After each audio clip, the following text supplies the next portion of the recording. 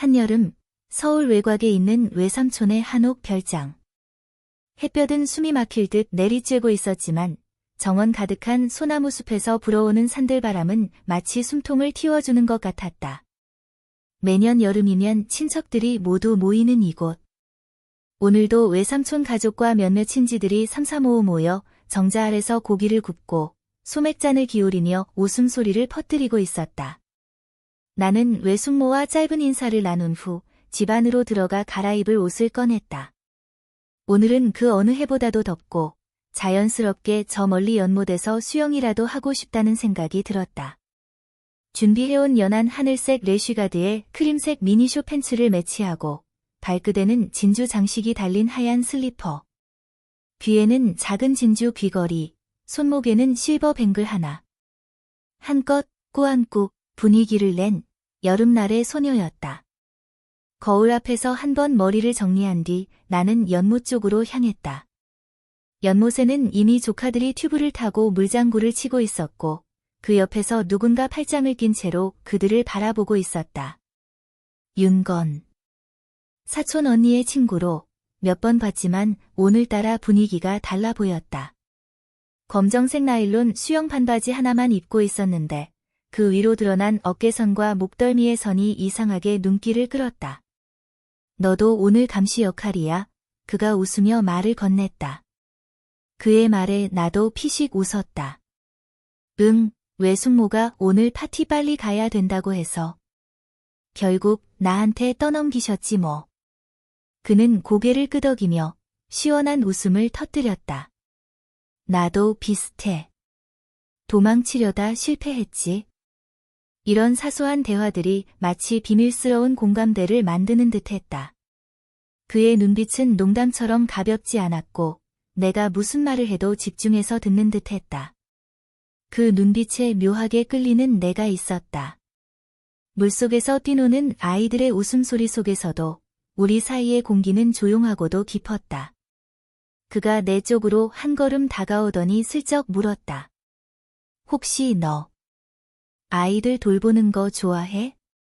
나는 눈을 굴리며 장난스럽게 대꾸했다.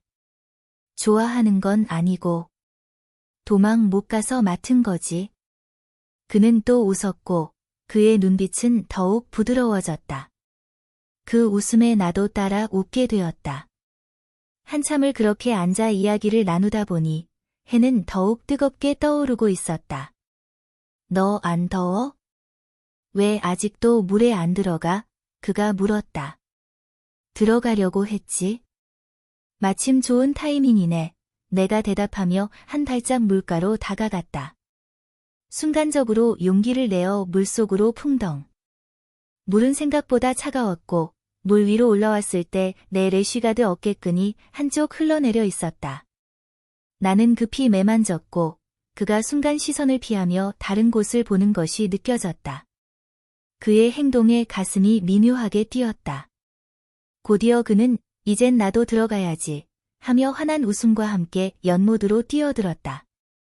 그의 입수는 훨씬 다이내믹하고 멋졌으며 물속에서 수영하는 모습은 굉장히 능숙했다. 우와, 수영 잘하네. 감탄이 절로 나왔다. 어릴 때부터 여름이면 바닷가 살다시피 했거든. 너는? 나. 물 좋아하지만 수영은 잘 못해. 그냥 물장난 수준? 그럼 내가 가르쳐 줄까? 그의 말에 나는 잠시 망설이다가 고개를 끄덕였다. 그가 내 쪽으로 다가와 손을 내밀었다. 그 손을 잡는 순간 손끝이 간질간질한 전류처럼 스쳤다. 그는 조용한 목소리로 팔을 어떻게 움직여야 하는지 설명했고 나는 그의 지시에 따라 천천히 팔을 움직였다. 그러다 일부러 그의 얼굴을 향해 물을 찰방 튀겼다. 미안 실수. 야, 일부러 그랬지. 그는 웃으며 물장구로 반격했다. 그렇게 우리는 물속에서 작고 유치한 물싸움을 벌였고 그 사이의 분위기는 점점 더 가까워졌다. 어느 순간 장난이 끝나고 조용한 눈빛이 우리 사이에 떠올랐다. 나는 숨을 고르며 그의 어깨에 손을 얹었고 그는 조용히 내 손을 잡았다. 우리 둘 다 아무 말 없이 잠시 그 물 위에서 서로를 바라보았다. 타리야, 그가 내 이름을 낮게 불렀다. 지금 좋아도 되는 걸까? 나는 조용히 고개를 끄덕였다. 그러자 그는 살며시 다가와 내 입술에 부드럽게 입을 맞췄다. 시간이 멈춘 듯한 순간. 햇살이 물 위를 비추고 새소리가 들려오고 우린 그저 서로를 느끼고 있었다. 그러던 중 멀리서 인기척이 들렸다. 우리는 순식간에 떨어져서 아무 일 없었던 듯 행동했다. 연못가에 도착한 외삼촌은 웃으며 날씨 좋지? 라고 했다. 나는 태연한 표정으로 네, 물이 정말 좋아요. 라고 대답했다. 그 후 외삼촌이 돌아간 뒤 우리는 서로를 보며 조용히 웃었다. 윤건이 말했다. 이런 거 처음이야. 나는 속삭이듯 대답했다. 나도. 근데 좋아. 해가 저물고 물에서 올라온 우리. 그의 수건 위에 나란히 앉아 뉘엿뉘엿 지는 붉은 하늘을 바라보았다. 이건 그냥 하루의 추억이 아니야.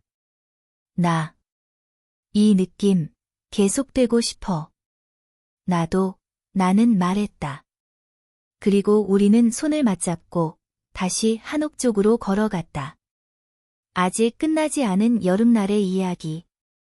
하지만 그날 밤 집으로 돌아간 나를 기다리는 건 또 다른 편지 한 통이었다. 보내는 이는 윤건이 아니었다. 밤이 깊어지고 한옥의 마루에서 희미한 조명만이 깜빡일 무렵 나는 방으로 들어갔다. 선풍기 소리와 함께 새어들어오는 풀벌레 소리에 마음이 차분해지려던 순간 내 짐 옆에 놓인 작은 봉투 하나가 눈에 들어왔다. 은은한 향이 배어있는 붉은색 봉투.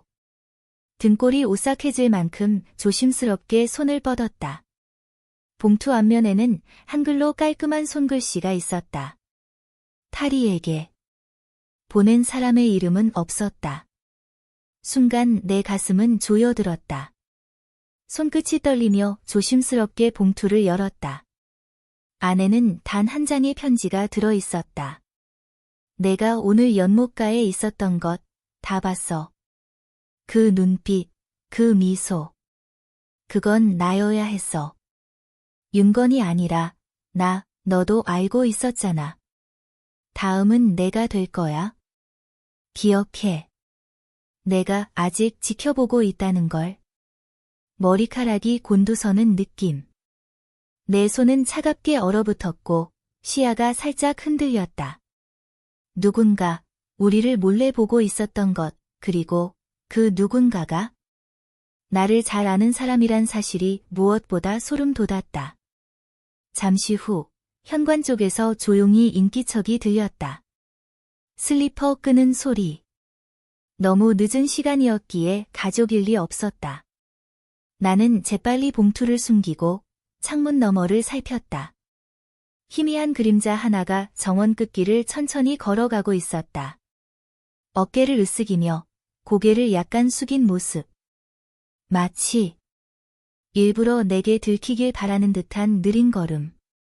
다음 날 아침 햇살이 다시 고요하게 한옥을 비추기 시작했다.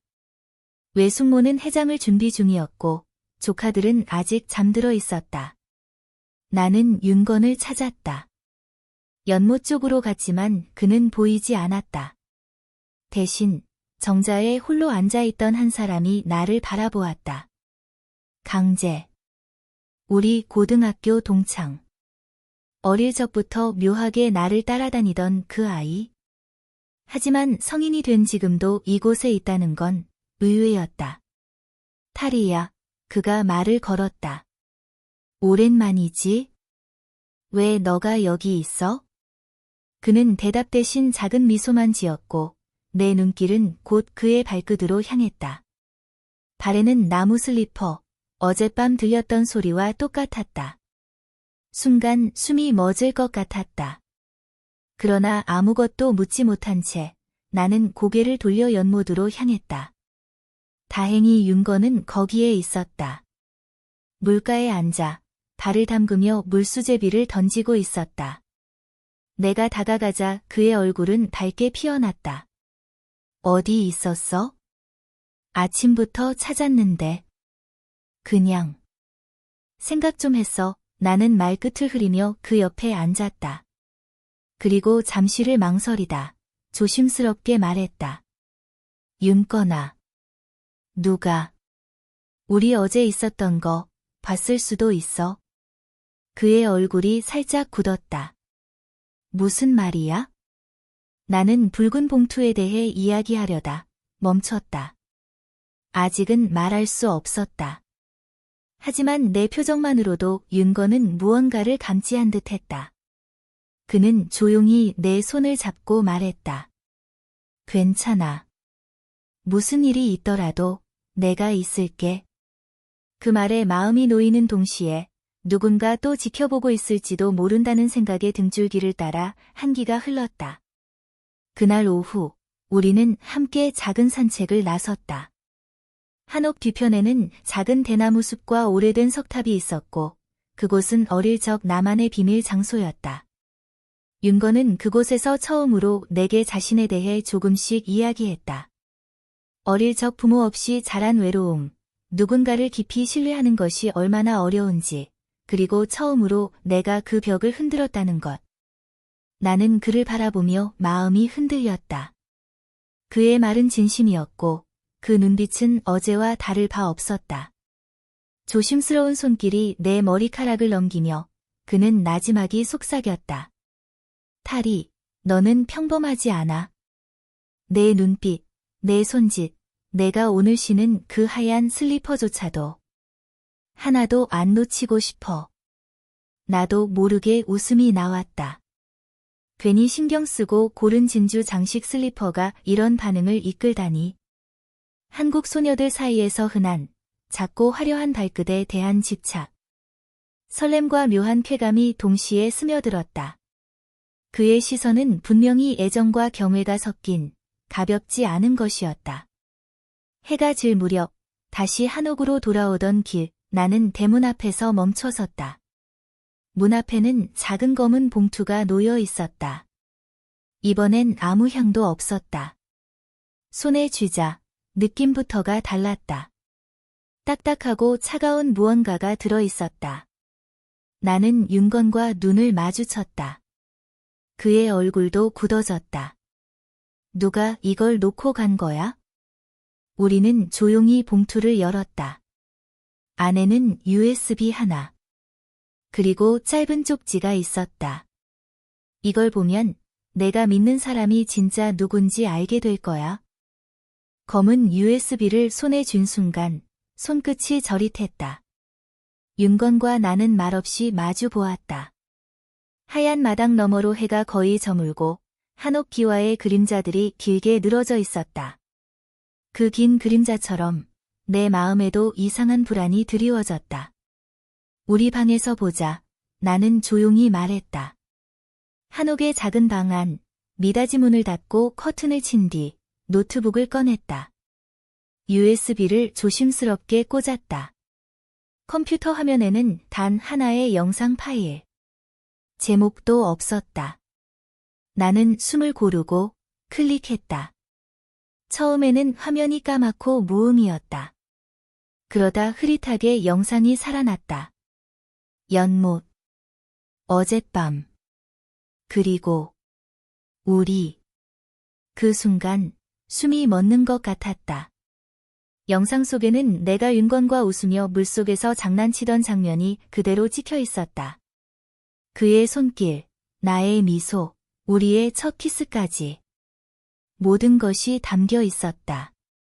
내 얼굴은 붉게 달아올랐고 눈가가 떨리기 시작했다. 그 감정은 부끄러움이 아니었다. 두려움. 이걸 누가 찍은 거야? 윤건이 낮게 말했다. 그의 목소리는 이미 분노로 떨리고 있었다. 강제. 나는 거의 속삭이듯 그의 이름을 말했다. 윤건이 고개를 들고 나를 바라보았다. 나는 그에게 고등학교 시절 강제와의 얽힌 과거를 조심스럽게 이야기했다.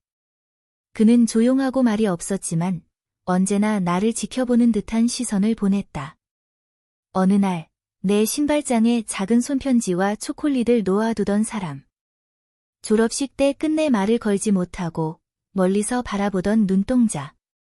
난 단지 예전 이야기인 줄 알았어. 근데 지금도 그 감정이 남아있던 거라면? 나는 말을 잇지 못했다. 윤건은 노트북을 닫으며 단호하게 말했다. 이 영상, 우리가 먼저 처리하자. 그리고 내가 무서워할 필요 없게, 내가 지킬게.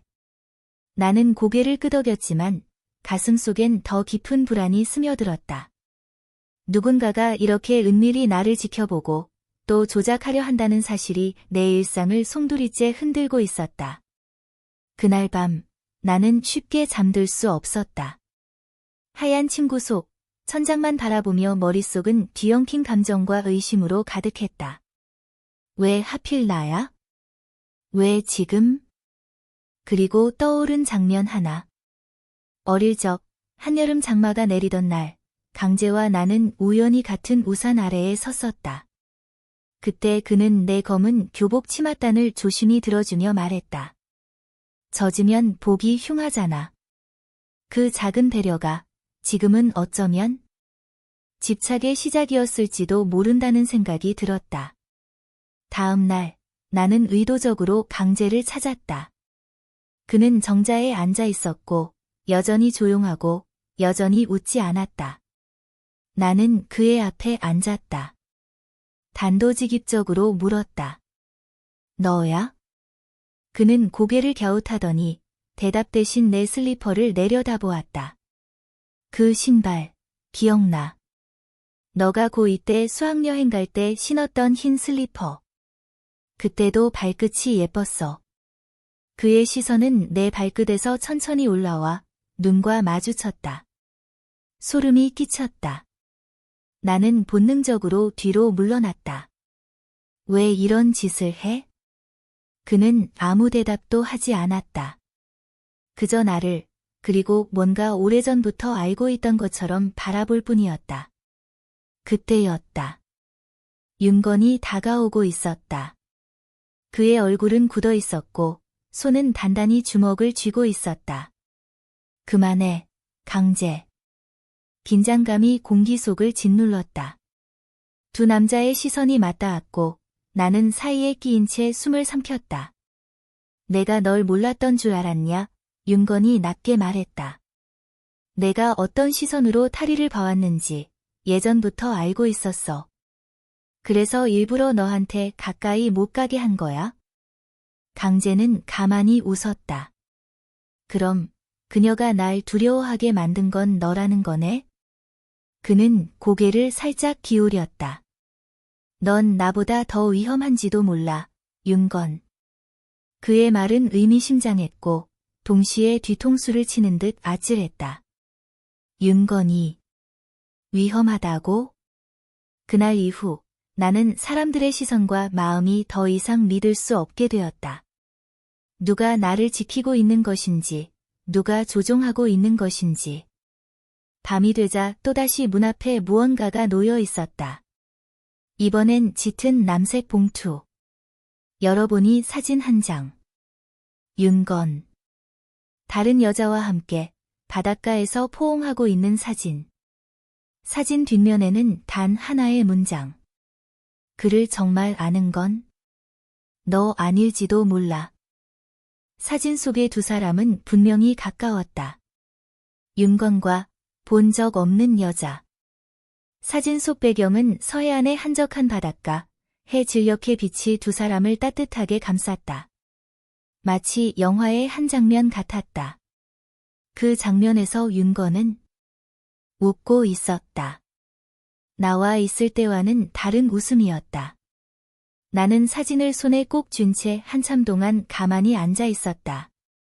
방 안에는 시계 초침 소리만이 느리게 흐르고 있었고 마음속에는 불안과 혼란이 폭풍처럼 휘몰아쳤다. 그를 정말 아는 건 너 아닐지도 몰라. 사진 뒷면의 문장은 자꾸만 되뇌어졌다. 그를 믿어도 될까? 그 사람의 말, 그 눈빛, 그 미소는 모두 진짜였을까? 아니면 내가 보고 싶어 했던 모습이었을까? 그날 저녁, 나는 다시 그 연못으로 갔다. 햇살은 이제 부드러웠고 물 위에는 나뭇잎 그림자가 일렁이고 있었다. 마치 그 안에 또 다른 세계가 존재하는 것처럼. 잠시 뒤 윤건이 나타났다. 나는 고개를 들지 않았다. 그가 조용히 내 옆에 앉았다. 무슨 일 있어? 그가 조심스럽게 물었다.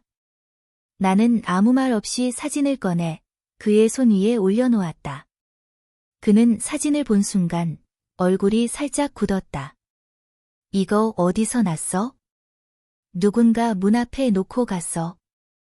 이번엔 파란 봉투였어. 그는 깊게 숨을 들이쉬며 조용히 입을 열었다. 그 여자. 내 첫사랑이야. 대학 시절 나를 정말 많이 도와준 사람이었지. 근데 불행하게도 그녀는 지금 없어. 나는 순간 그 말의 무게에 숨이 막혔다. 그게 무슨 말이야? 사고로. 2년 전에. 그날 우리가 마지막으로 함께 있었던 날, 저 사진이 찍힌 거야. 그녀가 나를 다시 만나러 가던 길에. 그의 목소리는 점점 낮아졌고 눈빛은 먼 곳을 향하고 있었다. 나는 할 말을 잃었다. 그런 깊은 상처를 가슴에 품고 있었다는 걸 그는 지금까지 단 한 번도 말하지 않았던 것이다. 사진은 누군가 과거를 파헤쳐 의도적으로 보내온 경고 같았다. 윤건을 의심하게 만들기 위한 조작. 아니면 복수. 그럼 왜? 지금 누가 이런 짓을 하는 걸까? 너를 알고 있는 사람, 내 주변에도 있는 사람. 윤건은 고개를 끄덕이며 말했다. 그게 문제야. 누군가 우릴 모두 속이고 있어. 그리고 그 중심엔 너야, 탈이. 너를 둘러싼 기억, 시선, 감정. 모두 조작될 수 있어. 나는 멍하니 손을 들여다보았다. 반짝이는 실버 뱅글, 그가 처음 내게 예쁘다 고 말해주었던 액세서리. 그 말 하나에 마음이 흔들렸던 날들. 그 모든 순간이 지금은 유리처럼 깨질 것만 같았다. 그날 밤. 비가 내렸다. 갑작스럽게 쏟아지는 여름비. 나는 다시 한옥 뒤편, 대나무 숲으로 향했다. 어릴 적부터 나만 아는 작은 온실 같은 공간. 그곳엔 오래된 유리문이 하나 있었다. 그 유리에 비친 내 모습은 내가 아는 나와는 달랐다. 어쩌면 지금 나는 나조차도 모르고 있었던 여자일지 모른다. 그때였다. 뒤에서 누군가 나를 부르는 소리가 들렸다. 탈이야. 돌아보니 강재였다. 그는 어깨가 젖어 있었고 손엔 무언가를 들고 있었다. 이걸 보여줘야 할 것 같아. 그는 작은 상자를 내게 건넸다. 금속으로 된 낡은 열쇠가 달려 있었다. 이건 너에 관한 거야? 아니, 우리 셋에 관한 과거의 기록. 내가 기억 못하는 여름, 2017년. 너는 기억하지? 나는 숨을 멈췄다. 2017년 여름. 사고, 병원, 그리고 그 해의 기억이 통째로 사라진 해. 내가 없어졌던 그 며칠, 윤건도 거기 있었어. 그리고 나도. 강재의 손에서 받은 작은 상자. 낡고 바랜 가죽 표면에 한쪽 모서리는 뜯어져 있었다. 상자엔 하늘이라는 단어가 희미하게 적혀 있었고 낡은 열쇠가 달랑거리며 소리를 냈다. 그 순간 오랜 시간 감춰져 있던 무언가가 내 안에서 잠자듯 흔들리기 시작했다. 나는 그 상자를 두 손으로 들고 마치 성소처럼 조심스레 열었다. 안에는 오래된 사진 몇 장과 녹음된 USB, 그리고 짧은 메모가 들어 있었다. 메모에는 이렇게 적혀 있었다. 잊지 마, 여름은 끝났지만 그 여름의 기억은 너에게 모든 걸 말해줄 거야. 진실은 내 안에 있어. 내 손이 떨렸다. 사진 속엔 나와 윤건, 그리고 강재가 함께 웃고 있었다. 하얀 셔츠를 입고 해안가에서 물장난을 치며 뛰노는 모습. 문제는 나는 그 장면을 전혀 기억하지 못한다는 것. 이건 언제 찍은 거야? 2017년 8월. 내가 실종됐던 그 사흘 전 강재의 목소리는 단단했다. 그날 밤 너는 바닷가 절벽 근처에서 떨어졌고 기억을 잃은 채 병원에서 깨어났지. 그 후 아무도 제대로 말을 안 했고 너도 묻지 않았어. 왜?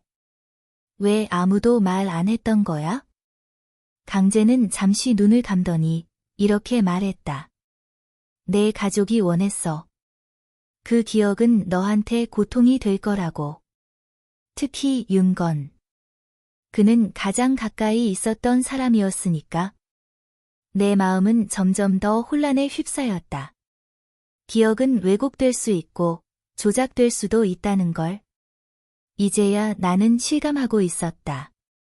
나는 녹음된 USB를 노트북에 꽂았다. 기억하자. 이것은 기록이다. 그녀가 진실을 마주할 그날을 위해. 그리고 들려온 목소리. 나였다. 하지만 그 목소리는 지금의 나보다 훨씬 생기 넘치고 명확했다.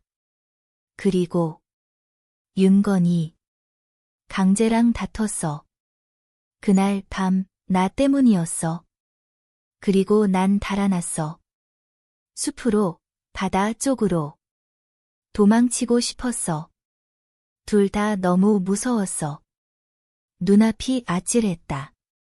이어지는 음성은 점점 격해졌고 마지막 부분에서 그 순간 미끄러졌고 떨어졌어.